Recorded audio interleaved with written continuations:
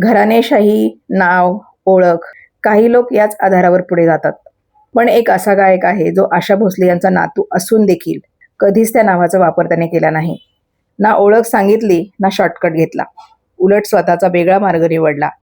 आपण जाणून घेत आहोत चैतन्य भोसले म्हणजेच चिंटू भोसले यांच्याबद्दल.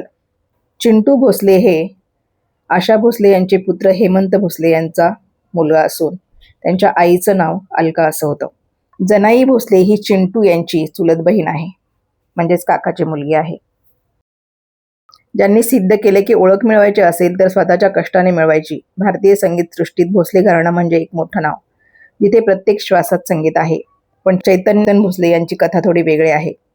ते सांगतात, माझ्यावर कधीच दबाव नव्हता, कारण मी संगीत क्षेत्रात येणारच नव्हतो. हो, तुम्ही बरोबर ऐकलंय.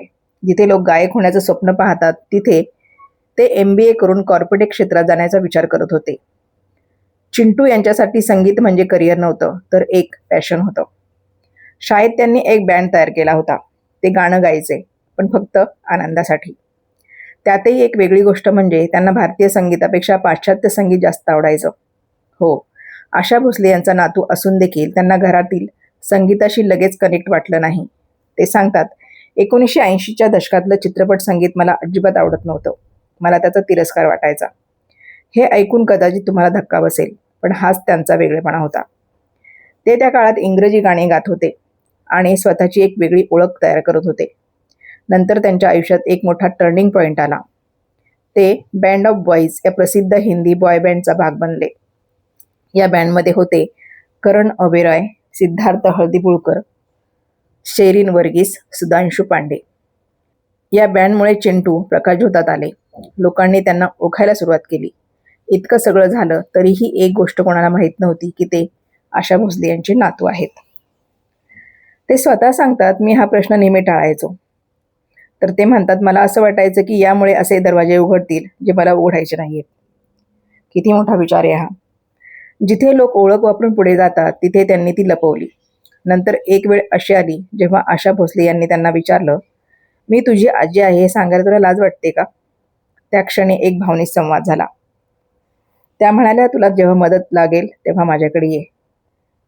पण चिंटू यांचं उत्तर होतं, मला कोणतेही दरवाजे उघडायचे नाहीत, मला स्वतःच्या बळावर पुढे जायचंय.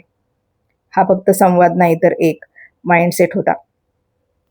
एक स्वाभिमानी मुलाचा. शेवटी तो यशस्वी झाला. आणि सर्वात महत्त्वाचं म्हणजे स्वतःच्या नावावर. आज चिंटू भोसले एक गायकच नाही तर एक शिक्षक देखील आहे. फर्टाडो स्कूल ऑफ म्युझिकमध्ये संगीत शिकवतात. मंडळी, चिंटू भोसलेची गोष्ट आपल्याला काय शिकवते? नाव मोठं असणं महत्त्वाचं नाही, पण स्वतःची ओळख निर्माण करणं महत्त्वाचं असतं. शॉर्टकटने मिळालेलं यश तात्पुरतं असतं, पण कष्टाने मिळवलेलं यश कायमचं असतं. मंडळी, आजचा व्हिडिओ तुम्हाला कसा वाटला नक्की कमेंटमध्ये लिहा. आणि अशाच प्रेरणादायी गोष्टी ऐकण्यासाठी चॅनलला सबस्क्राईब करायला विसरू नका.